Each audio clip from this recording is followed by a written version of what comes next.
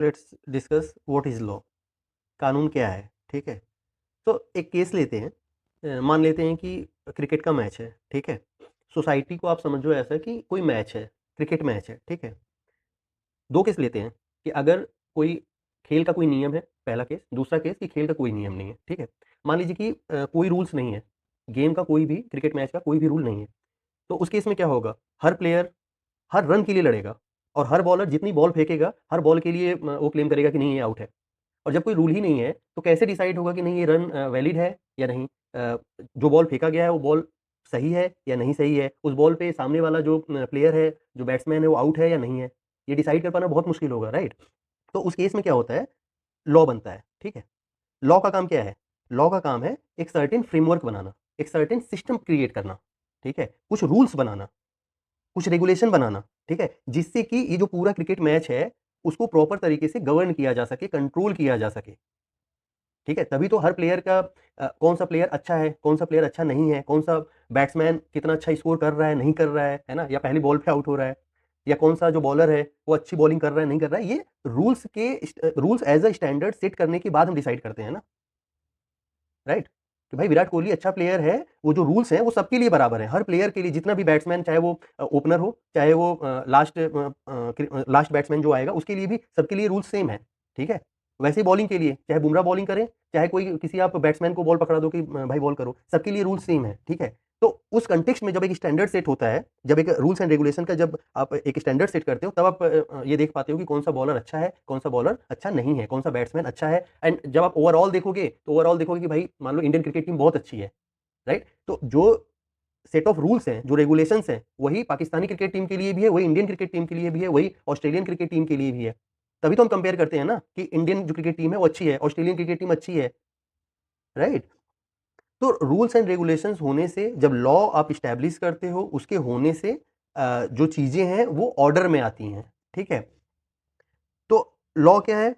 System of rules and regulation. अच्छा, established by whom? Established by sovereign authority. यहाँ के case में sovereign authority को आप सिंपली आप इस चीज़ से समझो, सरकार, ठीक है? गवर्नमेंट। इसमें आगे भी चीज़ें हैं, बट अभी जस्ट एक समझ डेवलप करने के लिए आप ऐसा समझो कि सरकार। कानून कौन बनाता है? तो सरकार बनाती है, ठीक है? कानून इंप्लीमेंट कौन कर रहा है? तो सरकार कर रही है। ये जस्ट समझ के लिए बता रहा हूँ, आगे इसमें और भी फैक्टर्स हैं, उसको हम डिस्कस करेंगे। तो अभी तक हमने क्या पढ़ा? पढ़ा हमने रूल्स। रूल्स ही बेसिकली क्या है? लॉ है, ठीक है? कौन बना रहा है? तो कोई अथॉरिटी बना रही है। तो अभी अभी के केस में मैंने अथॉरिटी किसको बोला? सरकार को बोला, ठीक है? अच्छा, अगर कोई रूल बना हुआ है एंड उसको कोई फॉलो नहीं कर रहा है, मान लो क्रिकेट वाले केस में ही हम डिस्कस करें, तो मान लो कोई प्लेयर जो रूल्स हैं, जो गेम का जो खेल के नियम है, अगर उसका पालन नहीं कर रहा है या उन नियमों को नहीं मान रहा है, तो उसका कुछ ना कुछ तो कॉन्सिक्वेंसेज़ होंगे। इसका मतलब उसके ऊपर कोई ना कोई पनिशमेंट लगेगा, ठीक है? जैसे आप लोग देखते होंगे कई बार कि किसी प्लेयर ए का मैच फी कट कर दिया, ठीक है? कि उन्होंने ग्राउंड पे कोई बदतमीज़ी कर दिया किसी दूसरे प्लेयर के साथ, उनका मैच भी काट लिया, या एक-दूसरे से गाली-गलौज कर लिया, तो उस प्लेयर को 2 या 3 मैचों के लिए या पूरी सीरीज़ के लिए उन्होंने अ, प्रतिबंधित कर दिया कि भाई आप खेलोगे नहीं, ठीक है? तो इस तरीके के कुछ कॉन्सिक्वेंसेज़ हो सकते हैं जिसको हम पनिशमेंट कहते हैं। आगे आने वाले कई सारे जब हम इंस्टीट्यूट पढ़ेंगे तो उसमें हम यही पढ़ेंगे कि अगर कोई ऑफेंस है, अगर कोई किसी ने कोई क्राइम किया, तो उस क्राइम के अगेंस्ट में, है ना? कितना दंड मिल सकता है, कितना पनिशमेंट मिल सकता है। पनिशमेंट आगे हम पढ़ेंगे कि पनिशमेंट भी 2 तरीके का होता है, ठीक है? कि पनिशमेंट हो सकता है आपको जेल हो सकता है आपको फाइन देना पड़े, या हो सकता है दोनों करना पड़े, ठीक है? Okay, so why? लॉ क्यों है? लॉ की ज़रूरत क्यों है? तो लॉ की ज़रूरत क्यों है? सोसाइटी में लॉ एंड ऑर्डर मेंटेन करना, ठीक है? ये इसका बहुत सिंपल सा एग्ज़ाम्पल है, किसी भी सरकार का, कोई भी सरकार कितनी इफ़ेक्टिव है, कितनी अच्छी है या कितनी बुरी है, आज के डेट में हर कोई इसका आकलन सबसे पहले लॉ एंड ऑर्डर से करता है। कि यूपी की सरकार कैसी है, इसका जो आकलन है वो लॉ एंड ऑर्डर के बेसिस पे होगा। मौजूदा सरकार या आने वाली सरकार या पिछली सरकारों का, या एक राज्य का दूसरे राज्य से तुलना हम लॉ एंड ऑर्डर के बेसिस पे करते हैं कि स्टेट ए का लॉ एंड ऑर्डर अच्छा है स्टेट बी के कंपैरिज़न में, ठीक है? अभी आप लोगों ने बहुत बार सुना होगा, एक नैरेटिव था, बेसिकली पॉलिटिकल नैरेटिव है कि बिहार में किसी पार्टी को सत्ता में नहीं आने देना है, उसके पीछे लोगों ने बोला कि जंगल राज आ जाएगा। तो लोगों को रिमाइंड कराया जा रहा है किस चीज़ के बारे में? लॉ एंड ऑर्डर के बारे में, ठीक है? तो लॉ एंड ऑर्डर किससे रिलेटेड है डायरेक्टली? लॉ। ठीक है, लॉ से कैसे रिलेटेड है कि लॉ होना ही क्यों चाहिए? तो सोसाइटी में लॉ एंड ऑर्डर मेंटेन करने के लिए। क्यों? वाई? भाई सोसाइटी में क्यों चाहिए लॉ एंड ऑर्डर? सोसाइटी में लॉ एंड ऑर्डर इसलिए चाहिए कि सोसाइटी में पीस रहे, शांति रहे, हार्मनी रहे, लोगों में भाईचारा रहे, लोग एक दूसरे से लड़े ना। क्योंकि मान लीजिए एक कोई सोसाइटी ए है और एक कोई सोसाइटी बी है। अगर सोसाइटी ए में पीस है, हार्मनी है, लोग एक दूसरे के साथ मिलजुल करके रह रहे हैं, यहाँ पे लॉ एंड ऑर्डर है, तो यहाँ के लोग कैसे होंगे? यहाँ के लोगों में क्या आएगा? डेवलपमेंट आएगा। ठीक है, ऐसी सोसाइटी जहाँ पे क्राइम ज़्यादा है, क्राइम ज़्यादा है इसका मतलब कि लॉ एंड ऑर्डर खराब है। ठीक है, तो वहाँ पे क्या होगा? डेवलपमेंट नहीं आएगा। डेवलपमेंट नहीं आएगा तो लोगों में हैप्पीनेस नहीं आएगा। राइट? आगे हम कॉन्स्टिट्यूशन में भी ऐसे कई सारे टॉपिक पढ़ेंगे। Protection of rights. तो प्रोटेक्शन ऑफ राइट्स क्यों? कि मान लो मैं इंडियन हूँ, ठीक है, मैं इंडियन हूँ, मैंने जो अपना बाय बर्थ जो राइट है, वो मैंने राइट अपने देश को मैंने समर्पित किया। उसी के अगेंस्ट में तो ये देश मेरे प्रोटेक्शन की जिम्मेदारी लेता है ना। मेरे राइट्स को प्रोटेक्ट करने की जिम्मेदारी किसकी है? देश की है। ठीक है,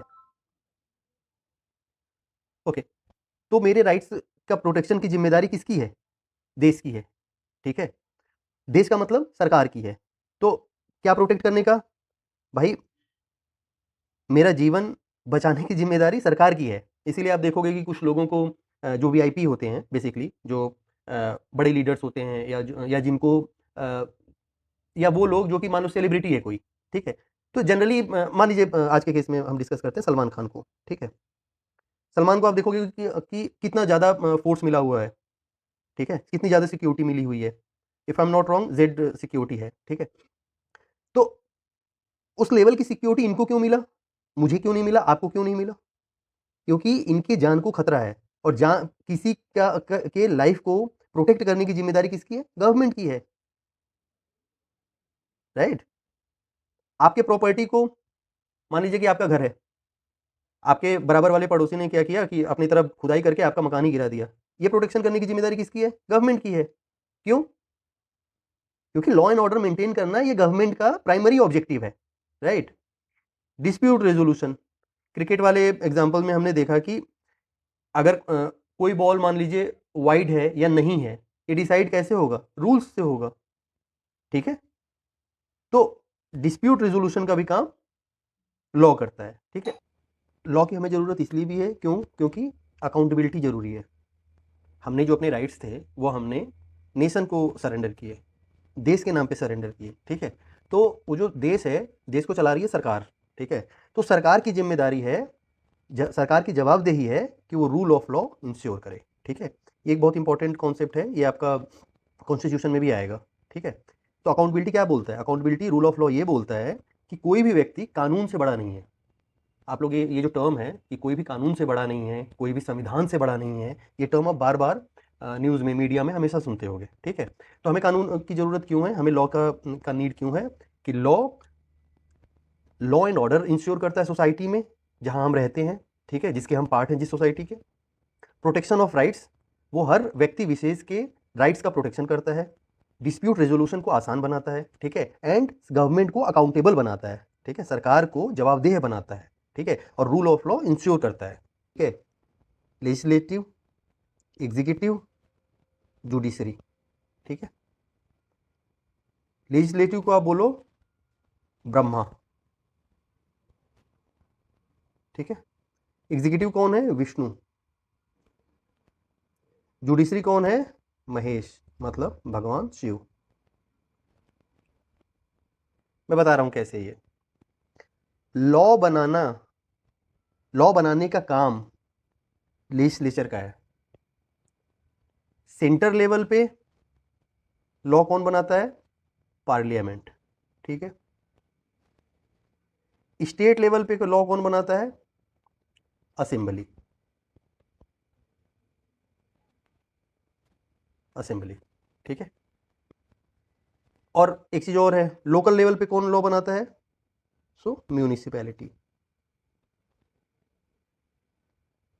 अगेन मैं कह रहा हूँ ये हम बाद में डिस्कस करेंगे, कॉन्स्टिट्यूशन में अलग से सेपरेटली डिस्कस करेंगे, बट यहाँ पे मैं थोड़ा सा ओवरव्यू दे रहा हूँ।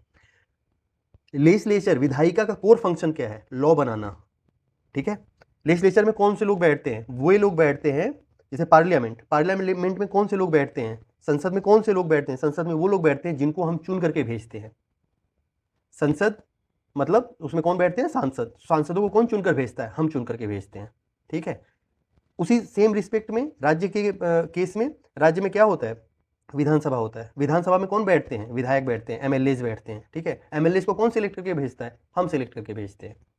Same with local body, local body में भी कौन, लोकल बॉडी इलेक्शंस होते हैं, अभी यूपी में होने वाला भी है, ठीक है। सो जो जनप्रतिनिधि हैं, जनप्रतिनिधि लॉ बनाने का काम करते हैं। और लॉ कहाँ बनता है? लॉ बनता है सेंट्रल लेवल पे पार्लियामेंट में, एंड राज्य लेवल पे कहाँ बनता है? विधानसभा में बनता है, ठीक है। तो ये ब्रह्मा, जैसे ब्रह्मा का मेन काम क्या है? सृष्टि के निर्माता, ठीक है। सृष्टि को बनाने का काम किसका है? सृष्टि को किसने बनाया? तो ब्रह्मा ने बनाया। सृष्टि को चलाने का काम किसका है? तो विष्णु का काम है, भगवान विष्णु का काम है सृष्टि को चलाने का, ठीक है। विध्वंसक कौन है? विध्वंसक है भगवान शिव, ठीक है। तो लेजिस्लेचर का कोर फंक्शन क्या है? लेजिस्लेचर का कोर फंक्शन है मेकिंग ऑफ लॉ। जो बने हुए लॉ को इंप्लीमेंट करने का, एग्जीक्यूट करने का काम किसका है? एग्जीक्यूटिव का है, कार्यपालिका, ठीक है, कार्यपालिका। अच्छा, कोई कानून बना है, उस कानून को संविधान के अकॉर्डेंस में है, जो संविधान के जो आर्टिकल्स हैं, है ना, संविधान की जो मूल भावना है उसके अकॉर्डेंस में है कोई लॉ या नहीं है। अगर कोई लॉ संविधान के, कॉन्स्टिट्यूशन के इन अकॉर्डेंस में नहीं होगा तो वो लॉ क्या हो जाएगा? नल एंड वॉइड हो जाएगा। वो लॉ, उस लॉ की कोई वैल्यू नहीं रहेगी। ये काम कौन करता है? जुडिशरी करता है, जुडिशियल रिव्यू के अंतर्गत, ठीक है। तो ब्रह्मा विष्णु महेश, तो ब्रह्मा का काम क्या है? सृष्टि को बनाना, मतलब लॉ को बनाना, ठीक है। तो ये किसका काम है? लेजिस्लेचर का, विधायिका का। फिर से रिपीट कर रहा हूँ, विधायिका का काम है कानून को बनाना। विधायिका का कोर फंक्शनिंग है कानून को बनाना। बने हुए कानून को लागू करना, इंप्लीमेंट करने का काम है एग्जीक्यूटिव का, कार्यपालिका का, ठीक है।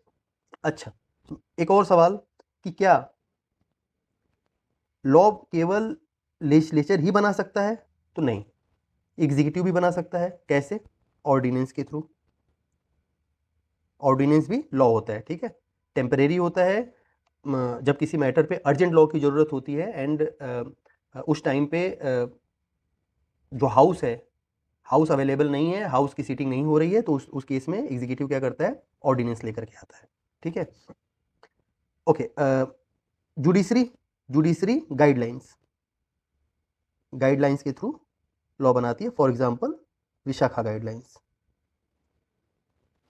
ये सब आप लिखो मत, ये हम बाद में डिस्कस करेंगे, अलग से भी पढ़ेंगे इसको। अभी मैं बता रहा हूँ, ब्रह्मा विष्णु महेश, ठीक है, विधायिका, कार्यपालिका एंड न्यायपालिका। तो विधायिका में कानून बनता कैसे है? बिल पेश किया जाता है ना। बिल के भी टाइप्स होते हैं। तो बिल पेश होता है, बिल वो बिल पास होता है दोनों हाउसों में, लोकसभा एंड राज्यसभा दोनों में पास होगा। दोनों में पास होने के बाद वो प्रेसिडेंट की सहमति के लिए जाएगा। जब प्रेसिडेंट का साइन हो जाएगा तो वो जो बिल है वो बिल एक्ट में बदल जाएगा, ठीक है, एक्ट में बदल जाएगा। जैसे आप देखते हो BNS 2023, इस 2023 का मतलब है कि ये जो एक्ट है ये 2023 में राष्ट्रपति द्वारा साइन किया गया, इसका यही मतलब है, और 2023 में आया है, ठीक है। आर्टिकल एंड सेक्शन में क्या डिफरेंस है? तो आर्टिकल बेसिकली कॉन्स्टिट्यूशन में जो नंबरिंग होता है उसको हम आर्टिकल से रेफर करते हैं। जो एक्ट या कोड में जो नंबरिंग होता है, ठीक है, उसको हम सेक्शन बोलते हैं। जैसे मान लो ये सेक्शन 2 है और इसमें भी ABC है, ठीक है। तो अगर हमें इसको पढ़ना हुआ सेक्शन 2C, तो इसको हम ऐसे पढ़ेंगे, सेक्शन 2 सब सेक्शन C, या सेक्शन 2C भी डायरेक्ट भी बोलते हैं। तो उसमें कुछ कंफ्यूज होने वाली बात नहीं है कि ये ब्रैकेट में ABC कैसे लिखा हुआ है। अच्छा, मैं यहाँ पे एक चीज़ बता दूँ, अगर स्मॉल लेटर में ABCD एंड सो ऑन लिखा हुआ है तो मतलब ये ओरिजिनल कोड में अवेलेबल था। अगर कोई लेटेस्ट से मान लो सेक्शन 2A है, कैपिटल कहीं भी आया, ठीक है, इसका मतलब कि उसको बाद में लेटर ऑन ऐड किया गया है, इंट्रोड्यूस किया गया है, ठीक है। जैसे आर्टिकल 21A, ठीक है, ये बाद में इंट्रोड्यूस किया गया है, कॉन्स्टिट्यूशन में हम पढ़ेंगे, ठीक है। पिलर ऑफ इंडियन लॉ मैंने बताया कि जो सबसे सुप्रीम लॉ है दैट इज कॉन्स्टिट्यूशन, ठीक है। उसके बाद में कुछ भी आता है स्टैट्यूट, ठीक है, जैसे बीएनएस हो गया, मोटर व्हीकल एक्ट हो गया, और सीए वाला एक्ट हमारा हो गया। ऐसे जितने भी स्टैट्यूट होते हैं वो पार्लियामेंट द्वारा बनाए जाते हैं, ठीक है। प्रेसिडेंट हो गया, प्रेसिडेंट मतलब किसी पर्टिकुलर केस में, ठीक है, सुप्रीम कोर्ट या हाई कोर्ट ने कोई ऑलरेडी जजमेंट दिया है तो वो प्रेसिडेंट कहलाएगा। प्रेसिडेंट के बेस पे ही हमारा जो इंडियन जुडिशरी सिस्टम है, जो हमारा भारतीय न्यायिक प्रणाली है, वो प्रेसिडेंट बेस होता है। और प्रेसिडेंट बेस कहाँ से आया है? कॉमन लॉ से आया है, ठीक है। कॉमन लॉ मतलब इंग्लिश लॉ, इंग्लिश लॉ मतलब जो जो ब्रिटिश व्यवस्था है, ठीक है, जो इंग्लैंड की व्यवस्था है, क्योंकि हम कॉलोनी रहे हैं इंग्लैंड के, ठीक है, तो हमारे यहाँ का बहुत सारी चीज़ें ब्रिटेन आधारित ही है। जैसे हमारे यहाँ का रेलवे सिस्टम, ठीक है, वो अंग्रेजों का बनाया हुआ है, तो हम उसी पे चल रहे हैं ना, उसको हमने चेंज थोड़ी किया, ठीक है। वैसे ही हमारा इंडियन जुडिशरी सिस्टम, हम बहुत सारी चीज़ें कॉमन लॉ से अडॉप्ट करते हैं, मतलब इंग्लिश लॉ से अडॉप्ट करते हैं। केवल हम नहीं, दुनिया के 50 से ज़्यादा देश ब्रिटिश लॉ को फॉलो करते हैं। कॉमन लॉ के बेस पे ही उनका पूरा जुडिशरी सिस्टम चल रहा है। तो इसमें कुछ शर्म की बात नहीं है कि हम मतलब अभी भी ब्रिटिश व्यवस्था के अंतर्गत चल रहे हैं, ठीक है। ब्रिटिश व्यवस्था की बहुत सारे, ये जो कॉमन लॉ है, इसके बहुत सारे बेनिफिट्स भी हैं, बहुत सारा इसके पर्क्स भी हैं कि कैसे कि ये सबसे वेल प्रूव्ड एक सिस्टम है, ठीक है। तो for example India, Australia, Canada और ऐसे मतलब 50 से ज़्यादा कंट्री, कॉमनवेल्थ, आप एक चीज़ सुनते होगे, कॉमनवेल्थ, कॉमनवेल्थ कंट्री सुनते होगे, ठीक है, या कॉमनवेल्थ नेशन। कॉमनवेल्थ का मतलब यही है कि यहाँ पे कॉमन लॉ मतलब कि इंग्लैंड की ब्रिटिश सिस्टम यहाँ पे चल रहा है, ठीक है। कस्टम्स, कस्टम्स में क्या है बेसिकली, जैसे हिंदू मैरिज के बहुत सारे कस्टम्स हैं, वो भी लॉ ही है, ठीक है। कन्वेंशंस भी होते हैं कुछ, वो भी लॉ माना जाएगा। सुप्रीम कोर्ट, हाई कोर्ट की गाइडलाइंस, वो भी लॉ माना जाएगा, ठीक है। लेकिन सबसे सुप्रीम क्या है? कॉन्स्टिट्यूशन। ऐसा कोई भी स्टैट्यूट, प्रेसिडेंट, कस्टम, गाइडलाइंस जो कि कॉन्स्टिट्यूशन ऑफ इंडिया के अगेंस्ट है या उसके इन अकॉर्डेंस नहीं है, वो सारे मतलब स्टैट्यूट, प्रेसिडेंट या जो भी कुछ है, वो सब नल एंड वॉइड होगा, उसकी कोई वैल्यू नहीं है। क्यों? क्योंकि हमारा देश लोकतांत्रिक, गणतांत्रिक और रूल ऑफ लॉ, संविधान के अनुसार चलने वाला देश है, ठीक है। तो ये हमें हमेशा इस चीज़ को ध्यान में रखेंगे। ऐसी कोई भी चीज़ जो कि जिसकी कॉन्स्टिट्यूशनल वैलिडिटी नहीं है, ठीक है, जो कि संविधान के नियमों के तहत नहीं है या उसके संविधान आधारित नहीं है बेसिकली, ठीक है, तो वो सारी चीज़ें नल एंड वॉइड होंगी। नल एंड वॉइड मतलब कि उसकी कोई वैल्यू नहीं है, ठीक है। तो आप हमेशा कॉन्स्टिट्यूशनल वैलिडिटी, बहुत सारी चीज़ें, जैसे कि अभी कश्मीर में आर्टिकल 370 हटाया गया, तो आर्टिकल 370 हटाया गया, तो सरकार ने हटाया, तो आर्टिकल रिमूवल ऑफ आर्टिकल 370, 370 अनुच्छेद 370 हटाने के विरोध में कुछ लोग सुप्रीम कोर्ट में गए कि ये तो कॉन्स्टिट्यूशनली वैलिड नहीं है, ठीक है। तो हालांकि इसको सुप्रीम कोर्ट ने बोला कि नहीं नहीं, ये इन अकॉर्डेंस टू कॉन्स्टिट्यूशन है, तो ये नल एंड वॉइड नहीं है, ठीक है। ऐसे बहुत सारी चीज़ें, जैसे सीए, ठीक है, ऐसे बहुत सारे मैटर को आप सुनोगे कि सुप्रीम कोर्ट में ये मैटर चल रहा है इसी कॉन्स्टिट्यूशनल वैलिडिटी के लिए कि भाई ये संविधान के अकॉर्डिंग है या नहीं है, बस इस चीज़ को देखने के लिए, ठीक है। Who makes the law? तो मैंने ऑलरेडी बताया आपको कि यूनियन सेंटर बनाती है पार्लियामेंट, ठीक है। जैसे अब ये हम लोग पढ़ेंगे, ये बेसिकली शेड्यूल 7 में आता है, ठीक है। 3 लिस्ट में बांटा गया है, जो पावर्स हैं वो 3 लिस्ट में मतलब डिवाइड किया गया है। Union list, state list and concurrent list. ये कॉन्स्टिट्यूशन में अलग से पढ़ेंगे, एक क्लास में पढ़ेंगे, ठीक है। सो अभी हम इस पर टाइम वेस्ट नहीं करते हैं। Okay, so how a law is born, मतलब प्रोसेस क्या है इसका। अगेन एक कॉन्स्टिट्यूशन में एक 5-7 मिनट की क्लास में हम इसको अलग से डिस्कस करेंगे, बट यहाँ पे बस आप जान लो, पहले बिल इंट्रोड्यूस होता है, ठीक है। उस बिल पे डिबेट होता है, कई सारा आपने देखा भी होगा टीवी वगैरह पे, ठीक है। बहुत सारा जब हाउस की प्रोसीडिंग आप देखोगे, जब जब लोकसभा का सत्र चल रहा होता है, तो ऑलरेडी न्यूज़ में या फिर आप आजकल तो रील वगैरह में भी मतलब डिबेट वगैरह का कुछ पार्ट लोग रील वगैरह पे भी डालते हैं, तो लोग देखते ही हैं, ठीक। यूट्यूब वगैरह पे बहुत सारा अवेलेबल है, आप ये जो डिबेट मतलब देख सकते हो किसी भी। फिर उसमें क्या होता है, वोटिंग होता है, लोकसभा में होता है, फिर राज्यसभा में होता है, वाइस वर्सा भी हो सकता है, पहले राज्यसभा में हो जाए फिर लोकसभा में हो जाए। दोनों हाउसों में पास होने के बाद फिर प्रेसिडेंट के पास आता है, जब उसका साइन होता है, ठीक है, प्रेसिडेंट का राष्ट्रपति की सहमति होती है तो किसमें बदल जाता है, एक्ट में। इसको स्टैट्यूट भी बोलते हैं, ठीक है। ऑलरेडी हमने पढ़ लिया। ऑर्डिनेंस कौन, एग्जीक्यूटिव, विष्णु।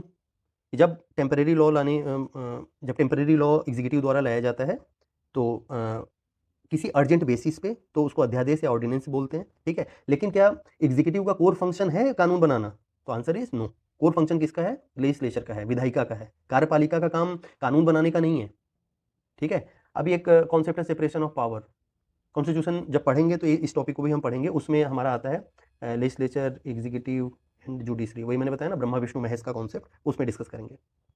आज तो हम जस्ट पढ़ रहे हैं कि लॉ इवॉल्व कैसे हो रहा है, लॉ आ कैसे रहा है, ठीक है। टाइप्स ऑफ लॉ, तो क्रिमिनल लॉ, सिविल लॉ, ये तो आप लोग ऑलरेडी जानते हैं। क्रिमिनल लॉ ऐसे जिसमें कि पनिशमेंट में आपको जेल हो सकता है, फाइन हो सकता है, और या फिर दोनों भी हो सकता है, ठीक है, क्रिमिनल इन नेचर, ठीक है। सिविल मैटर क्या होते हैं, civil matter like property, marriage, इस तरीके के जो मैटर होते हैं सिविल मैटर होते हैं। सिविल मैटर में आपको केवल कंपनसेशन दिया जाता है, डैमेजेस मतलब कंपनसेशन, इससे कंफ्यूज नहीं होना है ना, जिसमें आपको केवल कंपनसेशन देना होता है। इसमें आपको पनिशमेंट के रूप में आपको जेल नहीं मिलेगा। अच्छा हाँ, अगर आप कंपनसेशन नहीं पे करते हो तो कुछ प्रोविजंस होते हैं जिसमें आपको जेल भी हो सकता है।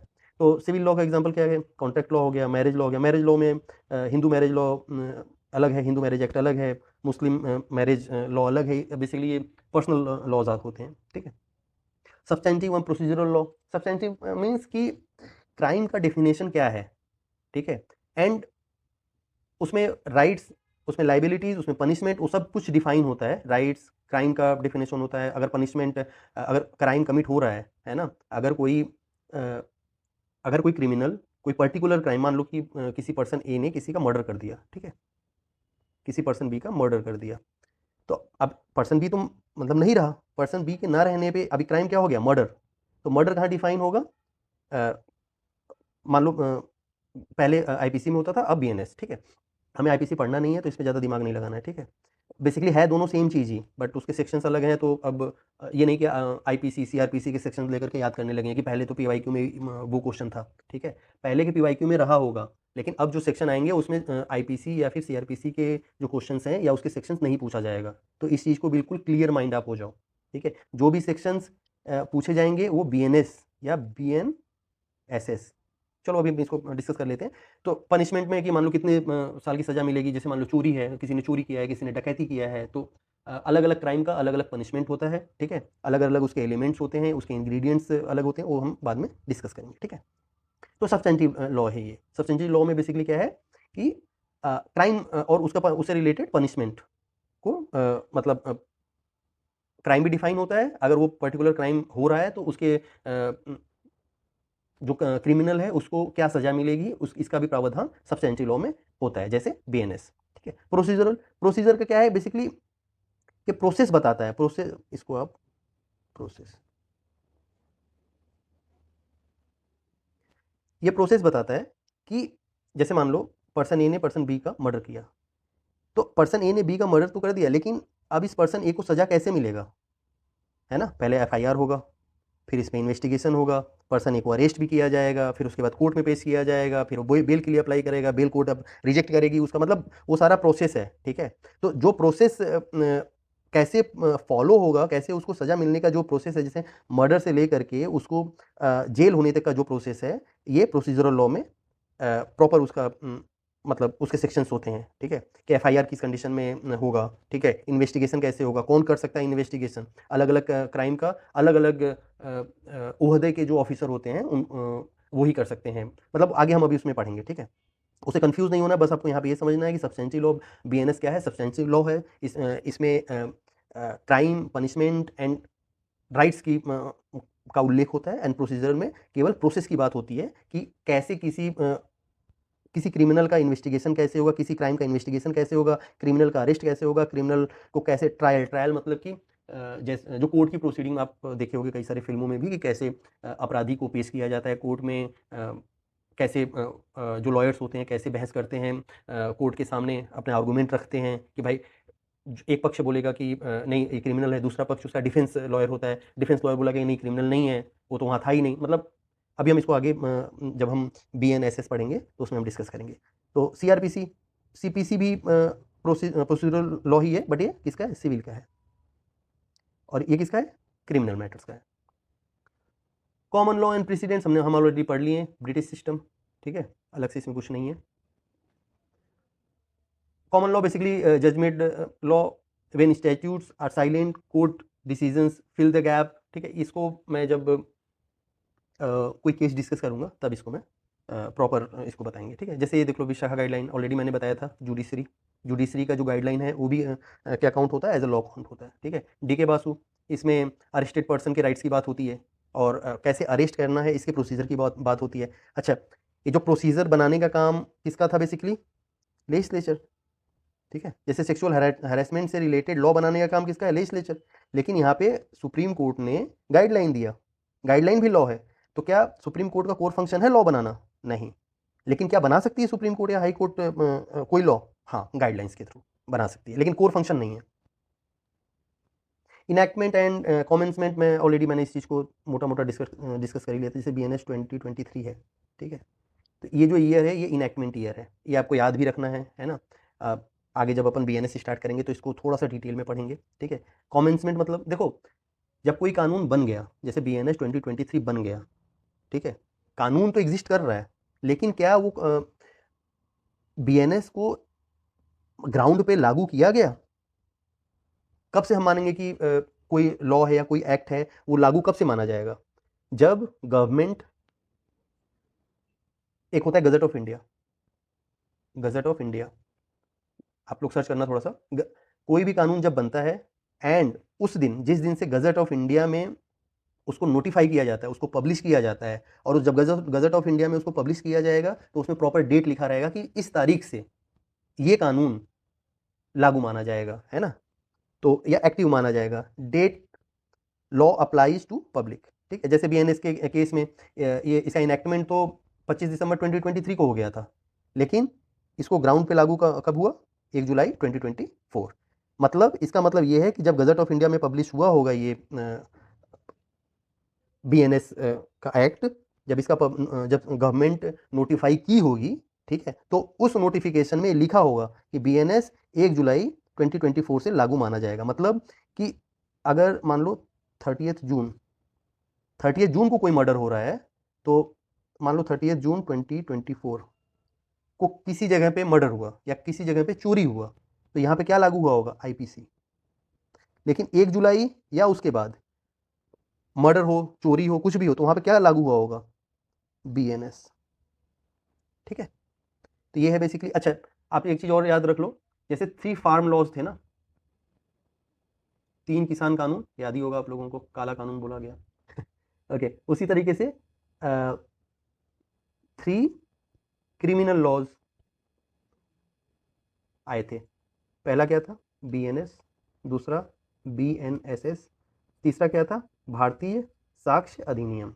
इंडियन पहले क्या था, इंडियन एविडेंस एक्ट था ये क्या था पहले, CRPC था, ये क्या था, IPC था। हम आगे इसको पढ़ेंगे, बट बस मैं इतना बताना चाह रहा हूँ कि ये तीनों एक साथ आए थे, ये आपको ध्यान रखना है, ठीक है। तो हमने ये ऑलरेडी पढ़ लिया, ये सारी चीज़ें पढ़ ली। ओके, सो ये थोड़ी सी क्लास हल्की सी लंबी हो गई, मैं चाहता नहीं था, बट थोड़ा सा बैकग्राउंड बनाने के लिए हमने ऐसा किया। ओके, सो मैं एक चीज़ और बताना चाह रहा हूँ कि आगे मैं क्या करूँगा, मैं कुछ शॉर्ट्स डालूंगा। शॉर्ट्स में क्या रहेगा, PYQ, ठीक है। तो कभी आप जैसे आप मोबाइल लेकर के बैठे हो तो चैनल पे आना, शॉर्ट्स में जाना, ठीक है, एक एक करके स्क्रॉल कर लेना। मैं कोशिश कर रहा हूँ कि सारे PYQ शॉर्ट्स में ही करा दें। एक दो आप देखना, आप नीचे कमेंट भी करना कि उसमें कुछ चेंजेस वगैरह करने होंगे तो हम डिस्कस कर लेंगे, ठीक है। दूसरी चीज़, मैं कोई कोर्स नहीं बेचने वाला हूँ, ठीक है, नो कोर्स, कोई कोर्स नहीं बेचने वाला हूँ भाई, ठीक है। कभी कुछ वैसा कुछ ज़रूरत होगा, आप लोगों की तरफ से कुछ डिमांड वगैरह होगा, तब देखेंगे मेंटरशिप वगैरह का, लेकिन ऐसा मेरा कोई मन नहीं है, ठीक है। मैं चाह रहा हूँ कि जितने भी एक्ट हैं, मतलब स्टैट्यूट्स जो आपके प्रीवियस पेपर्स में आए हुए हैं, ठीक है, कुछ ऐसी चीज़ें जो मैं आसानी से कम समय में पढ़ा सकता हूँ, ठीक है। मैं बेवजह का, मान लो प्रिवेंशन ऑफ करप्शन एक्ट है, ठीक है, 88 का है, 1988। अगर इसकी वीडियो मैं 15 मिनट में, 20 मिनट में बना सकता हूँ और सारे टॉपिक्स इसमें कवर कर सकता हूँ, तो भाई मैं नहीं चाहूँगा कि इसी सेम चीज़ का वीडियो मैं और लोगों की तरह 1.5 घंटे या 2 घंटे में मैं ऐसा नहीं करना चाह रहा हूँ। मैं चाह रहा हूँ कि 10 से 20 मिनट तक का मैं वीडियो बनाऊँ, एक टॉपिक उसमें खत्म हो, ताकि आपको कभी रिवीजन करना हो, लास्ट मिनट भी रिवीजन करना हो या कुछ नोट्स बनाना हो तो आप खुद से बना लो। ओके, अच्छा एक नोट से मुझे एक चीज़ ध्यान आया, मैं आप लोग को बताऊँ, भाई जो आप अपने हाथ से नोट्स लिखते हो ना, जो हैंड रिटेन नोट्स होता है, उसका कोई सब्स्टिट्यूशन नहीं है, कोई सब्स्टिट्यूशन नहीं है। आप पढ़ रहे हो, साइड बाय साइड आप कुछ करते रहो। अभी टाइम कम है, जैसे मान लो जो अभी मेरे पास पीडीएफ वगैरह रहेगा वो मैं एक व्हाट्सएप चैनल पे मैं शेयर कर दिया करूँगा। आप क्या करना, उसका प्रिंट आउट लेना, ठीक है? उसका प्रिंट आउट लेना, प्रिंट आउट ले करके उसको प्रॉपर उसी पे पेन चला-चला करके अपनी लैंग्वेज में लिखने की कोशिश करना, ठीक है? अपनी लैंग्वेज में लिखने की कोशिश करना। भाई पीडीएफ कलेक्टर मत बनना, है ना? नहीं तो पीडीएफ कलेक्टर वो कलेक्ट करके ही मतलब आप रह जाओगे, थोड़ा-सा सुनने में बुरा लगेगा, ठीक है? मैं थोड़ा-सा स्ट्रेट फॉरवर्ड भी कुछ-कुछ जो मुझे समझ में आएगा मैं वो बोलूँगा। जैसे मैं अभी ये कह रहा हूँ कि आप सब कुछ छोड़ करके जो भी टाइम बचा हुआ है, ठीक है? आप पढ़ो। पढ़ने के अलावा और कोई सब्स्टिट्यूशन नहीं है। किसी का मैराथन क्लास आपकी हेल्प नहीं कर सकता है। मान लो कि आपके 20 क्वेश्चन सही होते, किसी के मैराथन क्लास से 25 सही हो गया, तो कैसे आपका सिलेक्शन हो जाएगा? भाई जो सिलेक्शन होगा ना, सिलेक्शन उसका होगा जिसका 35 32 क्वेश्चंस सही होंगे। तो आप तो फिर भी दूर रह गए ना, और आपको एक झूठा दिलासा मिल गया, किसी ने दे दिया कि देखो, देखो मैराथन क्लास से मेरे तो 10 क्वेश्चन डायरेक्ट आए हैं। भाई तुम ढंग से पढ़ोगे, 10 क्वेश्चन नहीं, 40 में से ना 35 38 क्वेश्चंस वहीं से आएँगे डायरेक्ट। तो आप 25 को टारगेट मत करो। 4 सेक्शन है, हिंदी, ठीक है? दूसरा है जीएस, जीएस में हमारा बेसिक लॉ हो गया, कॉन्स्टी हो गया, ठीक है? तीसरा है मैथ्स, चौथा है रीजनिंग। तो भाई हिंदी रटो, ठीक है? रीजनिंग प्रैक्टिस करो, मैथ्स प्रैक्टिस करो। जीएस मेरे से जितना होगा मैं बहुत अच्छे से कराऊँगा, और जहाँ-जहाँ मुझे समझ में आएगा कि यार मेरे पढ़ाने से भी ज़्यादा आसान किसी बुक में है ना, मैं डायरेक्ट रिकमेंड कर दूँगा कि भाई वहाँ से पढ़ लो, ठीक है? जैसे जैसे मान लो हिस्ट्री हो गया, जियो हो गया, ठीक है? पॉलिटी तो मैं पढ़ाऊँगा ही। पॉलिटी ही बेसिकली कॉन्स्टिट्यूशन है, ठीक है? पॉलिटी ही कॉन्स्टिट्यूशन है। अब हिस्ट्री एंड ज्योग्राफी हो गया, इकोनॉमी हो गया, करंट अफेयर्स हो गए, है ना? भाई इन तीनों का तो जो आपका नोट्स हो, वो उसी को पढ़ो बस। ये नहीं कि डेली बेसिस पे मत पढ़ना। जैसे हिस्ट्री उठाना वीकली, हफ्ते में एक बार उठाना, 1 घंटे देना, 1.5 घंटे देना, पलट के खत्म।